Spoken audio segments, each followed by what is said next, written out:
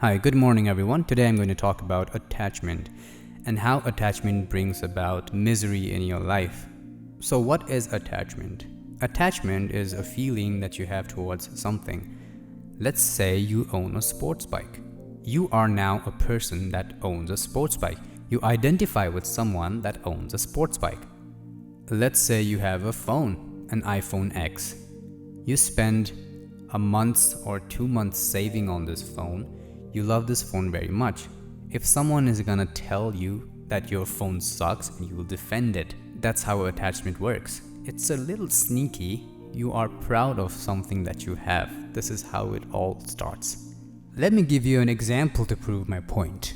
If you love your makeup so much and then the makeup palette falls and breaks and shatters into millions of pieces and your friend is responsible for dropping that makeup, you would not think twice to say a harsh word to this friend. You forget everything that this friend has been through. Now you see this friend as a person who hates you, who's jealous of you. You are angry towards this friend. You hate this friend because your friend dropped your makeup and it's shattered into pieces.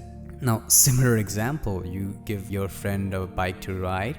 He rides the bike.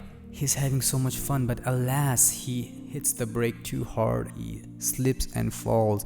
Now your bike has a scratch on it. Now you are angry towards your friend because he scratched your bike. Well, right now you may be thinking, what kind of person hates their friend for dropping their makeup or letting their bike fall? But imagine if this was your bike and you loved your bike very much and your friend was not that rich of a person. You'll start to think that this friend is jealous of you and dropped it on purpose, is a cunt or something like this. You just make up your own mind and your own thinking. You don't double think to say harsh words to your friends. Similar to something else. Let's say you are a very pretty person, very beautiful, like flawless skin and the hair that bounces perfectly, everything is on point. Now you suddenly have a pimple on your face. That's gonna be a hell of a day for you. You think that the whole universe is against you. It's not that anything bad happened, you just had a pimple, like billions of people have pimples on their face, but you are concerned because you are attached to your beauty. That's all.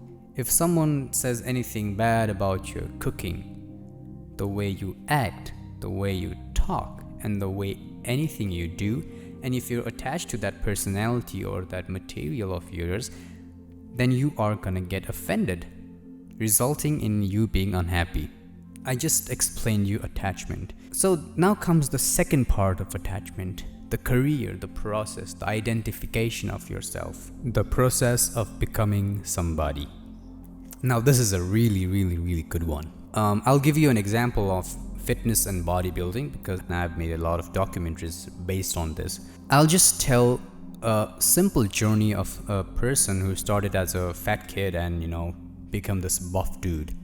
So this kid was not so fit and athletic as a child. He was kind of chubby and cute, but people often pinched his man boobs and cheeks and everything, and he felt quite insecure about his body. He had been called a fat snob his whole life and he grew up such. And then he joined a gym. First of all, he does not know how a gym works. He just goes there, there's a trainer who tells him to do a bunch of push-ups and run for some time. And he does it really hard, and every time he's motivated because he is so insecure of being fat his whole life. This insecurity of his drives him to become fit. So what happens is he becomes a very fit person. He loses all his weight. People start to compliment him. Obviously, a person, if his unhealthy weight goes to a healthy weight, he starts to look really good. And when this transformation happens, everyone compliments him. He's like, wow, you have grown to be such a good-looking person. You are handsome. And even in his gym, everyone is complimenting him because he has done such a big progress. The compliment slowly starts to get over his head and he starts to become a bodybuilder. He starts to become someone that made the transformation from fat to fit. He becomes a fit person. Now that he has got what he wanted, he is becoming somebody, and this somebody is a fit person. Now he wants to get some muscles because why not? Remember, this kid was insecure about his body. Now he wants to turn his insecurity into strength. He tells himself things like, "You were shaming my body? Now I'm gonna become this buff dude, so watch me. Haters can hate, I'm gonna prove my haters wrong." Now this person starts to pump his muscles. He gets buff and everything. At a point, he's downing 10 eggs and 2 scoops of protein powder a day, 2 chicken breasts, large, boneless, sauteed in butter, olive oil, everything healthy. And he's counting his calorie in and out. He's not enjoying his friend outing as much because friend sucks. Friends are losers that looks fat as fuck. This person reads the Instagram post and sees all the fitness motivation videos that says, "Don't hang out with your friends, they are losers that will make you eat compulsively." And he starts to lose himself in this process. But he doesn't want to know that he's losing himself in the process. In fact, he's proud of this new muscular self. He has made so much progress, and he sees his friend, who is somewhat lazy and fat, as, "You're such a slob, you should come to gym." He's like, "Yo bro, you should come to gym, we should lift together." He has not improved as a person, his body just became good. He is liked by people because, hardworking people are often liked by many people. He is a hardworking person, no doubt. But somewhere deep down inside, he is still that insecure fat kid who is hiding his insecurity in these muscles. If someone were to come and tell him to slow down, he's gonna feel that he's being attacked. "No bro, whoa, are you jealous with me? Go away, I don't like negative people." He just pushes me away. And if I just ask him like a question, "Do you need to eat this much chicken?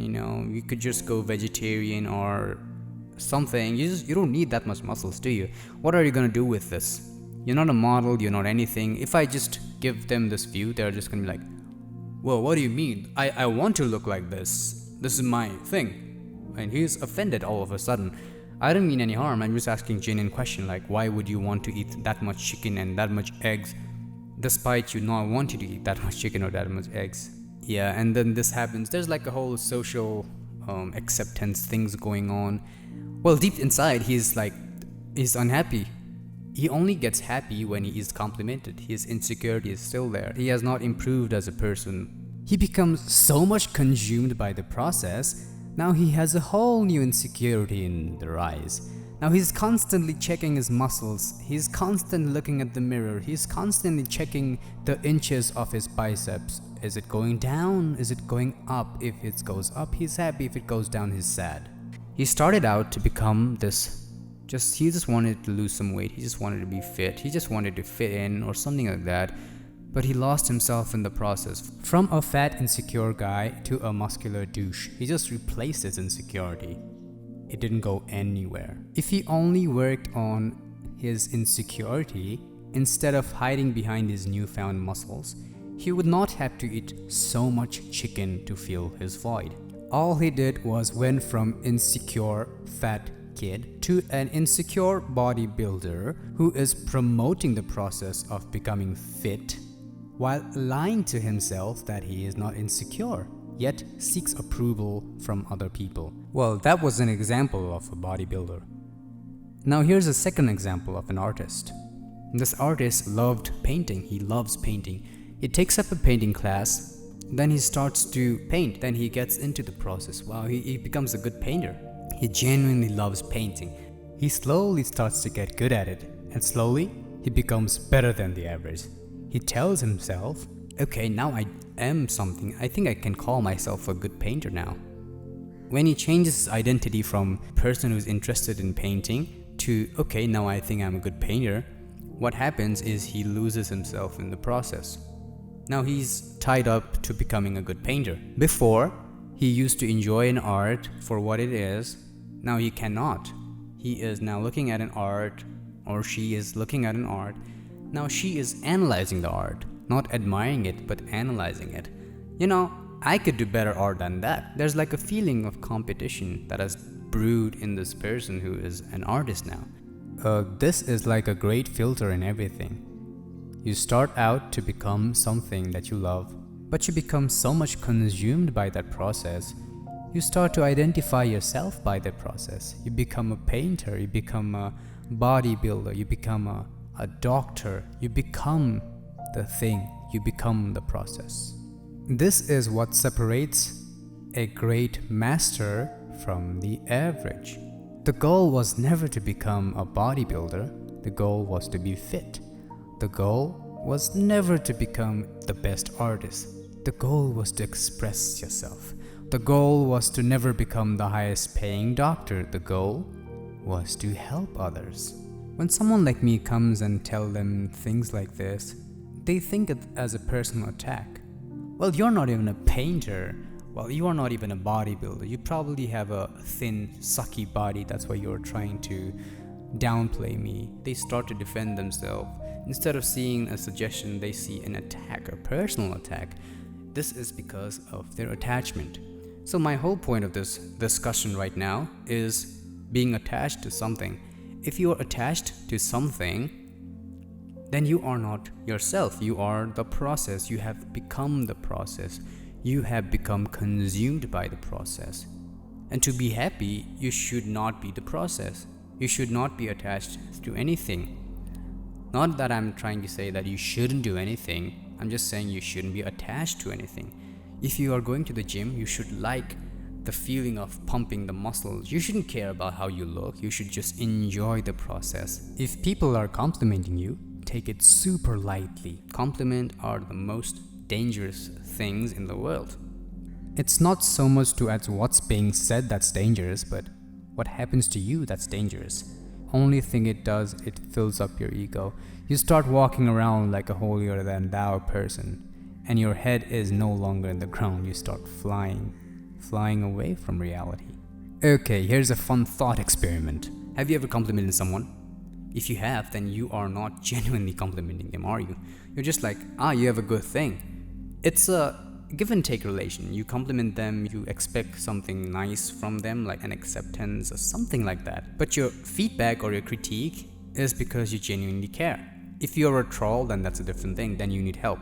But if you're thinking that, okay, this person is really good, but if he just improved this, then he'll be the best out. You're just giving them feedback like this, and they're taking it as a personal attack, then it's not good for any one of you. You would not want to give them another feedback, and they would not be good at receiving feedback, so they just live in a bubble of lie called compliments. Okay, let me quickly summarize. Take compliments lightly and be mindful about the critique. Make sure they are constructive feedback. If someone calls you a loser, then that's not a critique, and don't get attached to the process. People will compliment you, say thank you, be a polite person, but take it super lightly. But for the critique, be mindful about them. Don't feel personally attached to the critique. Just be mindful. Okay, so this person said this. Okay, I'll see what I can do. If you can improve, then good for you. And if you can't improve, then it's all right. If you're enjoying the process, then who cares, right? It's as long as you enjoy it, that's the biggest important part of it. Don't get attached in the process. If you get attached in the process, you will lose yourself, and then in return, you'll be unhappy. Remember why you started. The vision is very, very, very important. It's equally important to enjoy the process. Losing yourself in the process is being consumed by the process. You don't want to be consumed by the process. You want to live the process. You want to love the process. I will live this podcast with this one thought. Life and music are both the same thing. The purpose of music is not to get to the end. Neither is it the beginning. It's not even in the middle. The main purpose of music is the music itself. Same with life. The process of doing things in life is not the end. Neither is it the beginning. The whole purpose of life is the life itself. The key is detached attachment. Remember this word. This word summarizes this whole podcast. Detached attachment. And thank you so much for investing your valuable time to listen to me talk. I hope you tune into the next podcast. Until then, have a great, great, great day.